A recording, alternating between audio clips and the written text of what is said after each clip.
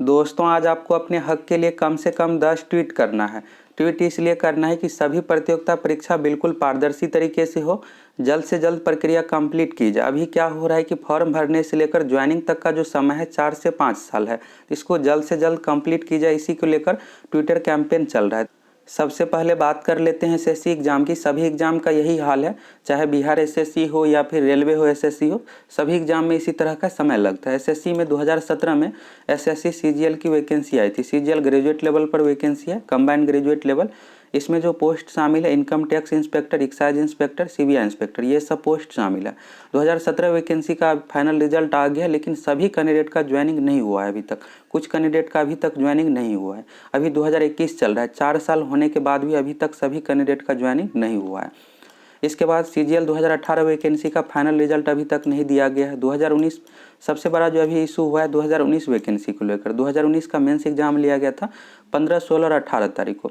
15, 16 तारीख को same level का क्वेश्चन था, लेकिन यहाँ पर जो दिक्कत हुआ 18 तारीख में बहुत आसान क्वेश्चन पूछ दिया गया है, और इस कारण से मेंस एग्जाम में मैथ में टोटल 100 क्वेश्चन पूछा जाता है और एक क्वेश्चन रहता है 2 अंक का, यानी टोटल 200 अंक हो गया। और 200 में से 200 नंबर लाने वाले भी कैंडिडेट यहाँ पर फेल हो गया। नॉर्मलाइजेशन में 50 से 60 नंबर तक घटा दिया गया। मार्क्स अभी फाइनल नहीं बताया गया, इस कारण से क्लियर नहीं है कि कितना घटाया गया है, लेकिन 200 में से 200 नंबर लाने वाले भी कैंडिडेट का मेंस एग्जाम में रिजल्ट नहीं हुआ है। तो नॉर्मलाइजेशन में होता क्या है कि अगर आप एक लेवल का क्वेश्चन पूछते हैं, 19-20 क्वेश्चन रहेगा, तब यहाँ पर सही तरीके से नॉर्मलाइजेशन होगा। मान लीजिए यहाँ पर अगर आपसे पूछा जाता है जीके सेक्शन में ही, भारत की राजधानी कहाँ है, तो भारत की राजधानी सभी को पता है कि नई दिल्ली है, बना लेगा क्वेश्चन। अब पूछा जाता है कि नेपाल की राजधानी कहाँ है, काठमांडू है, दूसरे शिफ्ट में, ये भी बना लेगा। अब अगर यहीं पे पूछ दिया जाता है क्वेश्चन कि युगांडा की राजधानी कहाँ है, तो कोई बना ही नहीं पाएगा। तो इस तरह का लेवल नहीं रहना चाहिए, क्वेश्चन 19-20 रहना चाहिए। जैसे अगर मान लीजिए भारत की राजधानी पूछा गया है तो नेपाल की राजधानी पड़ोसी देश पूछा जाए, नहीं तो दोनों शिफ्ट में ही बहुत ज़्यादा टफ ही क्वेश्चन पूछा जाए, जिससे सभी कैंडिडेट को एक समान मार्क्स मिले, बहुत ज़्यादा नॉर्मलाइजेशन में अंतर ना हो। अब बात करते हैं रेलवे एग्जाम की। रेलवे एग्जाम में भी यही हाल है। 2019 चुनाव से पहले फरवरी 2019 में एनटीपीसी ग्रुप डी का वैकेंसी दिया गया था, और अभी कितना चल रहा है 2021, तो 2 साल में अभी तक एग्ज़ाम भी कंप्लीट नहीं हुआ है। इस साल जो है एग्ज़ाम कंप्लीट होने में आंसर की ऑब्जेक्शन में ही बीत जाएगा। रेलवे एग्जाम में तुरंत आंसर की भी नहीं दिया जाता, 2-3 महीने में आंसर की आएगा। आंसर की आने के बाद फिर आपको ऑब्जेक्शन के लिए 1 महीने का टाइम मिलेगा, फिर सभी पर रिव्यू किया जाएगा। ये साल जो है 2021 आंसर की और एग्ज़ाम लेने में ही बीत जाएगा। रिजल्ट जो है इसका 2022 में दिया जा सकता है, नहीं तो 21 लास्ट में इसका रिजल्ट दिया जाएगा। इसके बाद ज्वाइनिंग अभी नहीं होगा, अभी और एग्ज़ाम बाकी है। एनटीपीसी की बात करें तो इसमें आपका सेकेंड चरण एग्ज़ाम होगा, इसके बाद एएसएम पोस्ट के लिए साइको भी है। ये सब प्रक्रिया होते होते 2022 भी बीत जाएगा। उसी तरह से ग्रुप डी में भी एग्ज़ाम होगा, एग्ज़ाम होने के बाद आंसर की आएगा, आंसर की के बाद रिजल्ट दिया जाएगा।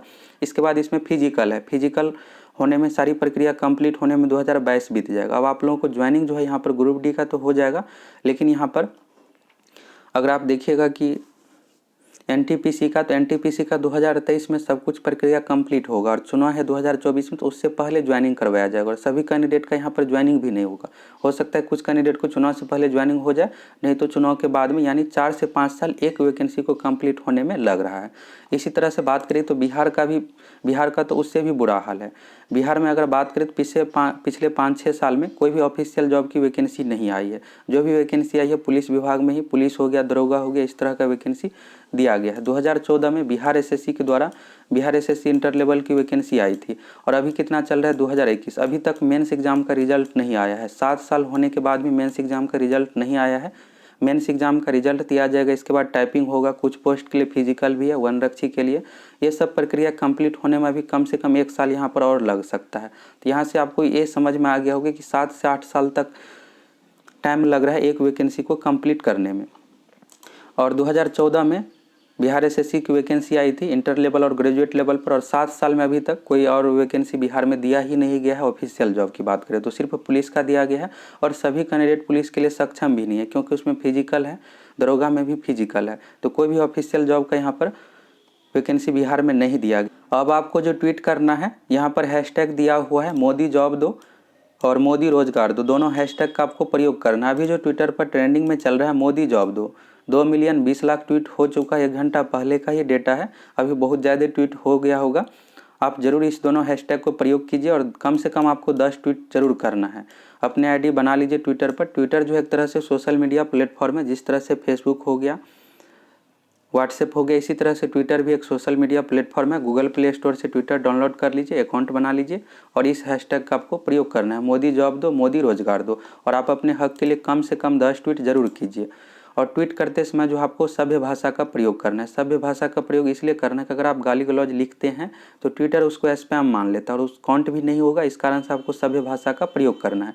इसका आप स्क्रीनशॉट ले लीजिए। इस दोनों हैशटैग का आपको प्रयोग करना है, मोदी जॉब दो, मोदी रोजगार दो।